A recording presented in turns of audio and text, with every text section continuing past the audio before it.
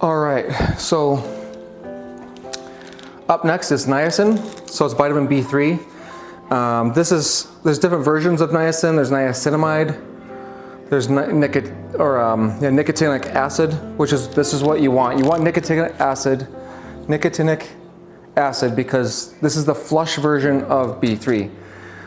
You can get some benefits from regular niacin, but I highly recommend the flush version of niacin, which is nicotinic acid, which is what this is. This is just a Nutricost brand, 100 milligrams. So right now I'm taking 50 milligrams of this a day, so I just actually open up a capsule, pour half of it out. This is helpful for anybody that's dealing with high cholesterol. Cholesterol is a whole big subject I'm not going to get into now. If your doctor says, oh, you have too high of cholesterol, just get vitamin B3. It's $10 or whatever for like 2 months. It's back 100 years ago, doctors were giving this to people for high cholesterol or cholesterol issues. Again, cholesterol is a whole big subject, which is kind of like there's a myth around cholesterol. Cholesterol is not really the problem. It's other things. It's the other oxidative stress. It's sugar. It's your insulin levels. It's your fatty liver. It's your metabolic disorders. It's calcification. It's nutritional deficiencies. So being overfed and undernourished, like eating too much processed foods, that's the problem. Not cholesterol per se. Cholesterol, so anyways, like I said, I wasn't gonna get into that. So I take 50 milligrams. I was taking 100 to 200 a day, but since I'm starting to do higher doses of vitamin B1 and other things. So I'm kind of just working, just doing one thing at a time, basically, just kind of not overwhelming my system with too much all at once. So it's nice to get a little bit of that flush where your skin turns red and that symptom actually. That's totally fine. It's totally safe, according to so many doctors and nutritionists that I listen to. If it's too much or if it's too uncomfortable, just lower the dose a little bit, obviously. My wife doesn't like it per se because it makes her itch, and that's uncomfortable for her. So if you have neuropathy issues, or if it makes you itch too much, have it with food and or just lower the dose a little bit. And you can work your way up, but I got a flush. About 200 milligrams gives me a flush, even with food. Or sometimes it wouldn't give me a flush then, so I'd have to maybe up it a little bit. But that's niacin. Nicotinic acid in a nutshell. Meet Jean-Claude Van Damme Cat.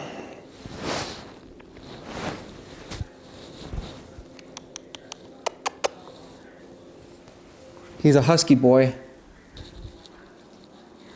Next is, everybody should have a B complex. B1, I like this one because it's low doses of B1 and B3, which means I can do my B1 and B3 higher doses separately. So B1, B2, B3. Yep, I was like, it does have B2 in it, doesn't it? Yep, for some reason they put it at the bottom. B1, 2, 3, 5, 6, 7, 9, and 12. Those are the ones you want, all of those.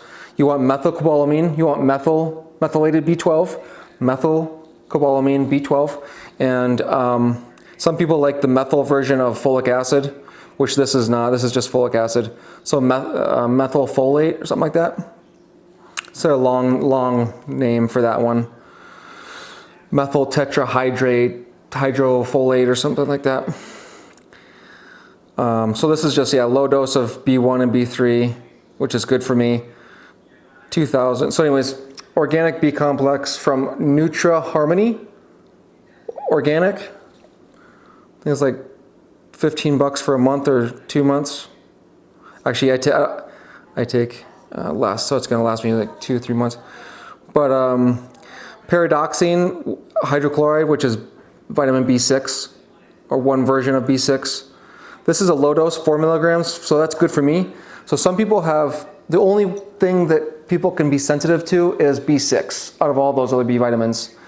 I've tested that with blood tests, and it came back where my B6 was way too high because I was taking B6, high doses of B6 in some of my other supplements, because sometimes they throw a lot of B6 in there. So you can have neuropathy symptoms in your feet, in your hands, your extremities from high doses of B6, because for some people that doesn't, I think it's some gene, might be gene related, like the MTHFR. I'm not sure on that fact, you can fact check me, but it might be something like that where you have a gene related issue. So that's the B complex I take. Start with a quarter dose, start with a half dose if you're sensitive to it. You know, you don't need to do a full dose at the start unless you're used to taking high doses of supplements. You're like, yeah, whatever. I always, again, B vitamins, so because there's a lot of, it might just make you feel like, ooh, too much energy. Not too much, but like, you know, people that are sensitive to supplements, some people don't understand that, but it's a real thing. I have that thing. I have the same thing. Quarter to a half dose, and then you just slowly go up from there. Okay, vitamin D3, K2. Let's just use this one. These are the same supplement basically from Dr. Berg. Dr. Berg, B-E-R-G. I listen to a lot of his videos online. He's very popular now. 10,000 vitamin D and 100 micrograms vitamin K. So you want to have vitamin D, vitamin K together. The ingredients are a little different on these. The D3, K2 are the same, and then it's got like extra stuff in this, like zinc and whatnot. So anyways, I take the sublingual version, and I take 5,000 to 10,000 IUs of D3 a day. It's another myth that you don't need that much, or that's too much. Like, this is nonsense. You need to go outside and get sun, but you also need to get extra supplementation because you can't get enough sun. Most people can't get enough sun because they don't have enough time, or they're in areas where there's not enough sun, and or their body isn't digesting properly the vitamin D and it's not absorbing it and assimilating it properly or well enough. And most things, and you're not getting K2 from the sun. So, and you're not getting K2 very much from your diet because most people aren't eating enough foods and or probiotics to produce K2 in our bodies. Like, we have so our body's filled with bacteria, trillions and trillions of bacteria. So we're not eating the food that we're eating. Our bacteria in our body is eating the food that we eat, and then the byproduct of those, like, the bacteria actually eats the food and it poops out vitamin B1 or vitamin B2, and that's partly what that's in a nutshell. That's how we're getting our food. So if we have a lot of bad bacteria, this gets into whole microbiome issues. If you want to have one of the best microbiome ancestral nutritionists or microbiome advice and guidance, study Mary Ruddick, R-U-D-D-I-C-K. Mary Ruddick, amazing, you'll love her. She's, I don't need to, just look her up, you'll love it. It's amazing, the stuff that she talks about. So, what was I talking about? So, the D3K2, this one has zinc in it as well. Actually, these are pretty much exactly the same, to be honest. That's a little different, tiny bit different. But they both are the same D3K2. So I'd recommend, for most people, this one, the capsules, because it has more stuff in it. It has more zinc, more, it's ox bile extract, blah, blah, blah, blah, blah. So, doesn't matter. Take it. 5,000 to 10,000 IUs a day. If you have your vitamin D levels, your hydroxy 25, if you get your blood test, or if you go get your blood test, ask your doctor to add, make sure it's hydroxy something 25. I can't remember the exact, but you just Google, or they'll know exactly what you're talking about.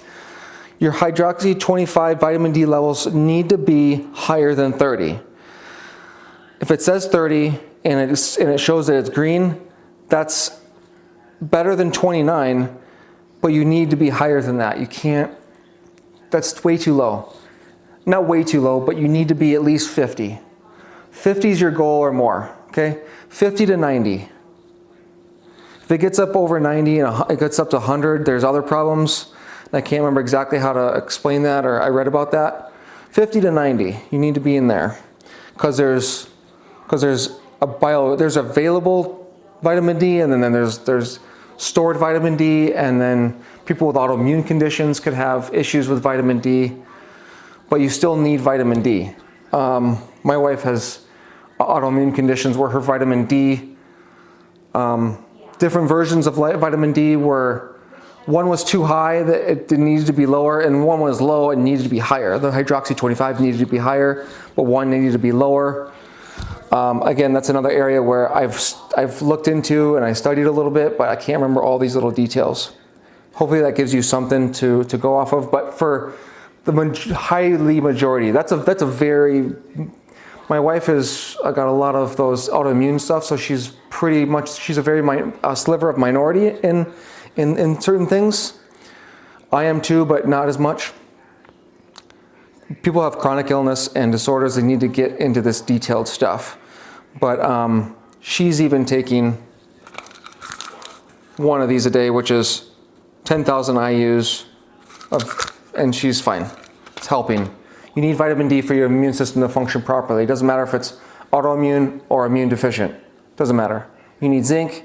The doctors will say, no, you don't need zinc, and you shouldn't do that. You need these things for your immune system to work properly, so that your immune system doesn't go like this. Too deficient, too overactive. It's all over the place. It's because there's deficiencies. There's deficiencies of vitamins, deficiencies of minerals. That's a little vague, I know it sounds, but again, you got to think about these things. It's got to think. These doctors, they don't think outside the box very much. And again, you do need to talk to your doctor about these things, interactions, look up interactions, medications, stuff like that. But so, quercetin and glutathione, 2 antioxidants. I've taken both of these before. Glutathione is really good, general purpose. Look that up. This is liposomal glutathione. People don't need as much antioxidants as people say. It's another kind of like area where it's, some say this, some say this. So I just take the middle route like I usually do, and I just go, okay, well, everybody needs some form of an antioxidant, because there's so much oxidants there's so much pollution, oxidative stress in our bodies and in our livers and stuff. So you do need a little bit. I've taken quercetin. I'm taking a break from it right now, because quercetin, higher doses of quercetin, it's good for uric acid levels. So if your uric acid is too high, if you have gout or susceptible to gout and those kinds of things, get on uric acid immediately. Dr. Perlmutter, David Perlmutter, uric acid. He's that's his big thing, is studying uric acid and talking to everybody about uric acid. Number one thing for uric acid, too much fructose in your diet, so too much sugar. Like too much fructose, and like it's like top 3. And then get quercetin in your body. I was taking 250 of quercetin a day, and this is 250 per milligram, or per capsule. He talks about doing 500 if you have high uric acid levels, but high quercetin, I read, can lower your absorption or use up too much B1, vitamin B1 thiamine. I don't know any more than that. I've read it. That's the information I got. So while I'm doing high doses of B1, I'm a pretty healthy person. I eat really clean and really healthy. I don't need so much antioxidants, but definitely recommend quercetin. And almost done, 2 more. This one you're not gonna be able to find on the market because it's a specific one from a hair analysis, Trace Elements hair analysis company. But vitamin E, selenium. You need selenium in your body for your thyroid and for everything else, for your hormones. So you can get selenium in a supplement form, or just eat a couple Brazil nuts a day, one to two Brazil nuts a day. You get your selenium. A lot of people are too low on selenium, but you can supplement from 50 micrograms, 100. I've heard people supplementing 200 micrograms. Every supplement, you just look up selenium, it's going to have the right kind of dose for you. So it'll be from anywhere from 50 to 200 micrograms per dose. So you just take 100 micrograms for vitamin E, or I mean selenium. This one has vitamin E in it as well. Vitamin E is another vitamin that's important. It's antioxidant as well. Vitamin C, I recommend. I don't have any. I have to order some. So get a vitamin C, just regular vitamin C. It's fine. Ascorbic acid, whatever it is. Get a good brand. Dr. Berg has a vitamin C that I like. Little chewables or whatever. 500 milligrams of vitamin C. 1,000 milligrams a day. You don't need to go more than you don't need to do more than 1,000. There's a lot of stuff like people doing 10,000 vitamin C. I knew people that used to do that. You don't need to do that. You don't need to do that. It's my opinion. Okay, last one is probably one of the, again, this is up there with the most important ones of all of that you could be taking. Lugols iodine, Earth Harmony Organic, Lugols iodine. Lugols has been around for 200 years, since early 1800s. This guy Lugol made iodine. He was the first one to kind of make a supplement version of iodine way back then. Hey, get down. Get down. Little bastard. So, this one's iodine and potassium iodide. You want to have both of them. Both of those are important to have together.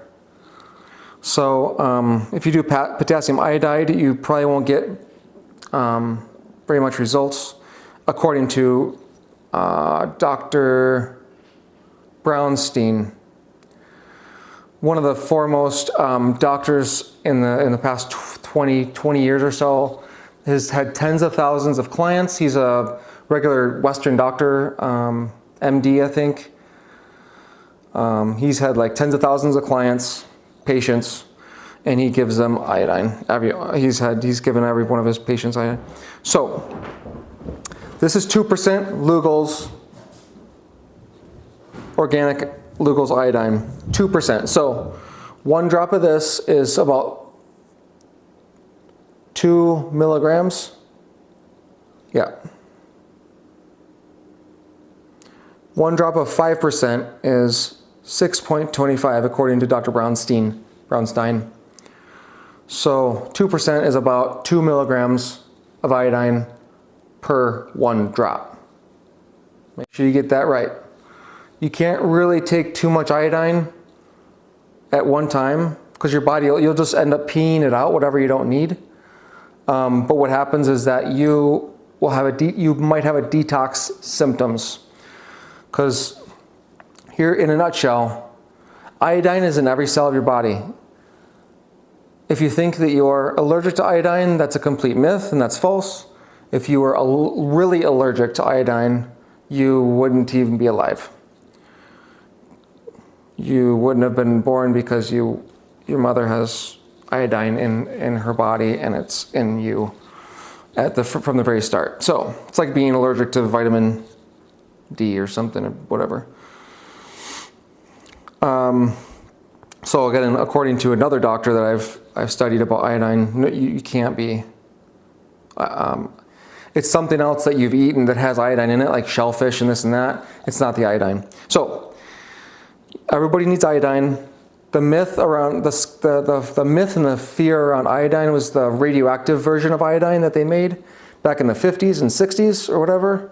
Yeah, I think the 50s or 60s, where they made radioactive iodine for medical purposes and whatnot. But that is a toxic version of iodine, not the healthy, natural version of iodine that you get in seafoods and kelp and fish and stuff. So you need iodine. Everybody needs iodine for their hormonal health, for their thyroid and all your glands. You need it for breast tissue, and you need it for prostate tissue and prostate health.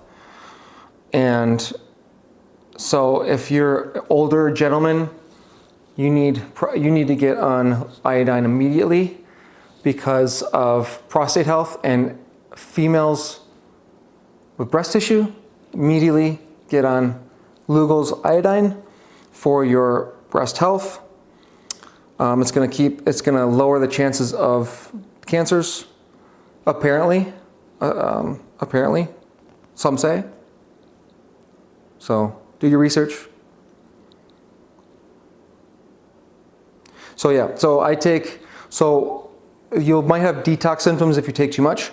So you just need to, you can start with 1 drop. And for me, I started with a half of a drop. So I just put some in water, swirled it up a little bit, and drank down half of the water.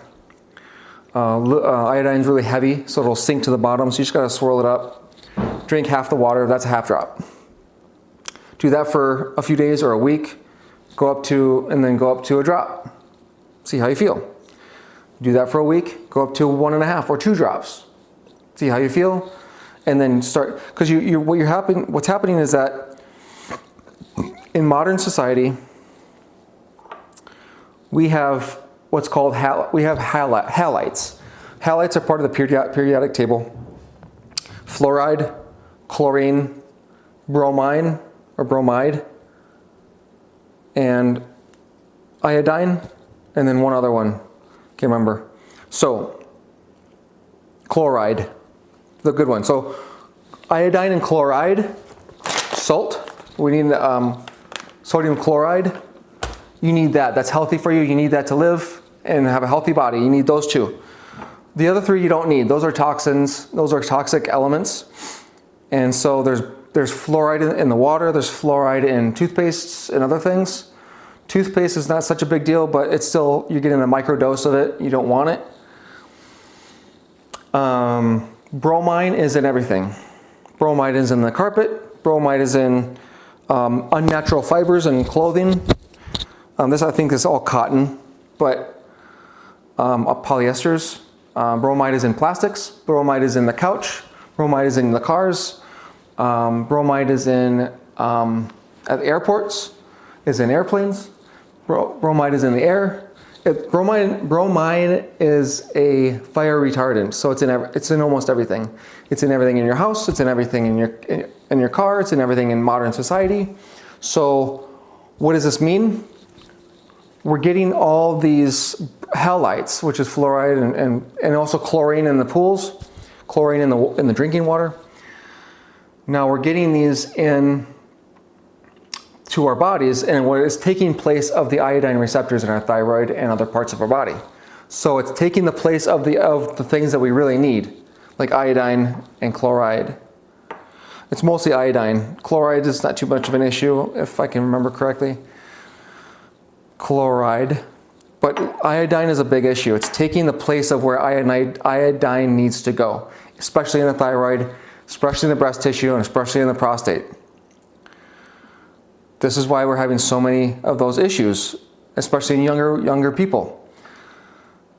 It's because there's bromine everywhere, and it's taking the place of those receptors. So what you need to do is you take iodine, it starts to fill the receptors where it actually needs to go, and it displaces the bromide and the fluoride. So what happens is that it takes the fluoride out of there and the bromine, and your body has to detox those. And so you'll feel detox symptoms from, you may, unless you start real slow, you might not feel it. You might not have any. But some people, you go to one of these videos and there's comment after comment. I read comments religiously on these videos because I want to get as much information from people as I can. So you get people typing in their experiences with all this stuff. So start slow, start low, just like vitamin B1. I'm doing a low dose of this. I'm doing a little less than a drop of this, and I'm doing my vitamin B1. So I'm new at going high dose of B1. I'm new at doing, I used to do, 10 years ago I took iodine, the tablets. and I started taking too much. There is a myth around, even 100 years ago, they were giving iodine to people with slow thyroid, and they were giving people iodine with hyperthyroid, too fast thyroid, and it was fixing both of them. This is what the studies say. This is what the doctors that I'm listening to say. It's not what I'm saying. It's what these doctors, Dr. Brownstein, and other people and other doctors that I've listened to and read about. So that's what it says. So if you have, so do your own research, look into it. If you have hyperthyroid, if you have Hashimoto's or Graves' disease, those kinds of thyroid issues, look into it more, but that's what the doctors are saying. You can at least start, no matter who you are, you can start with a small dose of iodine. It's not gonna be an issue. And you don't need to do 25 milligrams a day. You don't need to build up to that. You can do 10 to 15 milligrams a day. That's totally fine. Now, here's the kicker though. You do have to realize, again, this is what I've read that Dr. Bronstein talks about. Breast tissue takes up to 12 milligrams of iodine every day. So if you're not getting 12 milligrams of iodine, your breast tissue is not getting it, let alone all your hormonal glands, so your pituitary pineal gland, thymus, thyroid, your reproductive system. The prostate needs about 5 milligrams of iodine a day, approximately. Breast tissue about approximately 12 milligrams of iodine a day. So you need to get more iodine in your system. You can eat sea kelp. If you're eating a lot of sea kelp, you can get away with probably taking a lower dose of this. But again, with what your body needs and how much you're dosing and knowing how to start slow and build up, that will tell you how much you're going to want to have a day. But you can generally, every single person can generally build up to about 12 milligrams, 15 milligrams a day is where you kind of want to be. So again, that's what the doctors are saying, this Dr. Brownstein, and what I've read. So I think that's all I want to talk about with iodine. That's a lot with iodine talk.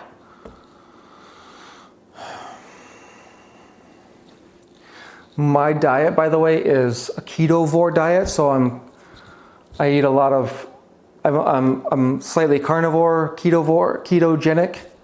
So I eat a lot of carnivore foods. So I eat a lot of red meat, fish, a tiny bit of pork, not much.